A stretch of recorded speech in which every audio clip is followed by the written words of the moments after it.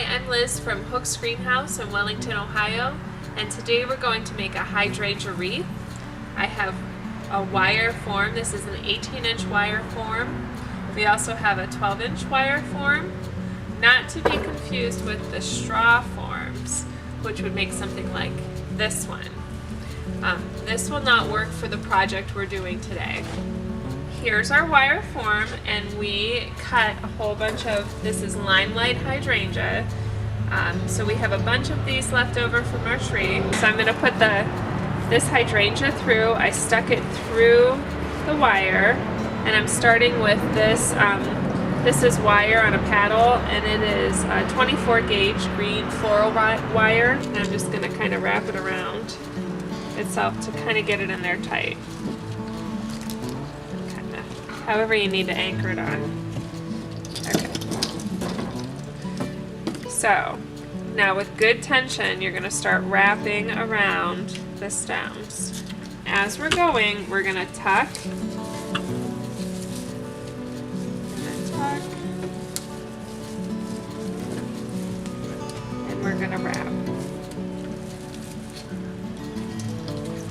And even though we're going to go through the hydrangea, it'll be okay because that stem is going to hide.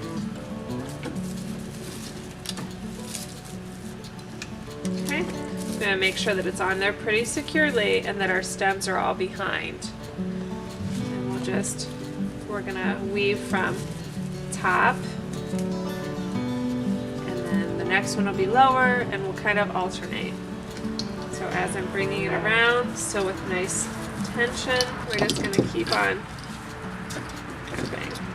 So this one I have a really big stem, so I can snap off some of the smaller branches, and I don't want all these leaves, so I'm going to take the leaves and pulling backwards, I'm going to strip off the leaves.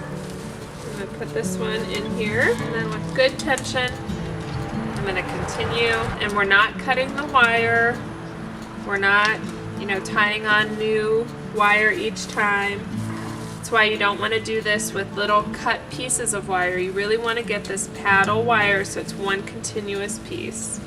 So we also want to keep this nice and even as we're moving it around.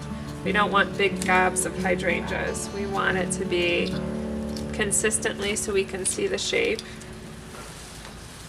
So you'll just continue to go through. You want to keep it consistent the whole way around. You don't want it to be, it got a little bunchy right in here. So I'm going to leave it. I think I'll make that my bottom. But we'll keep it consistent in here all the way around.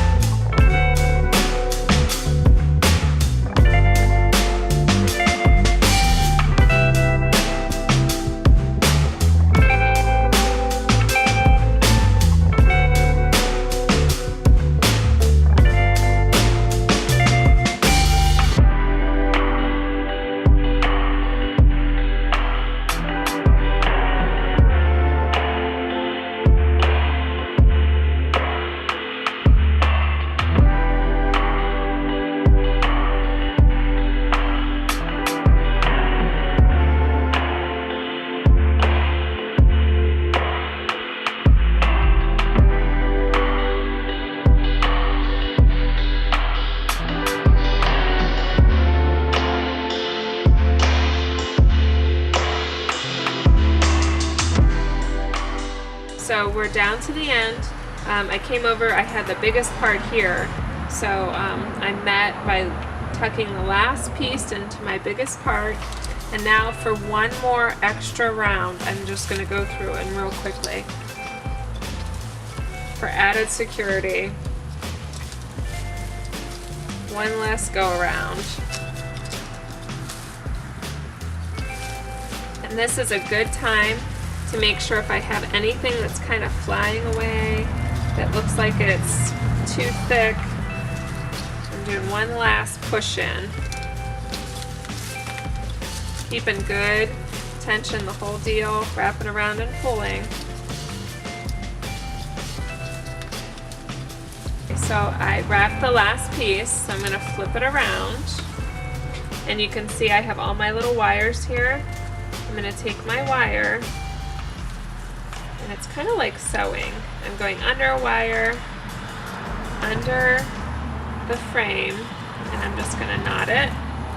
I'm going to pull, and then I'm just going to do it again. If I wanted to, if I was going to hang this, I could hang this, you know, of course, on like a nail. If I wanted to create a loop with my wire, I could kind of make a loop and a twist around here.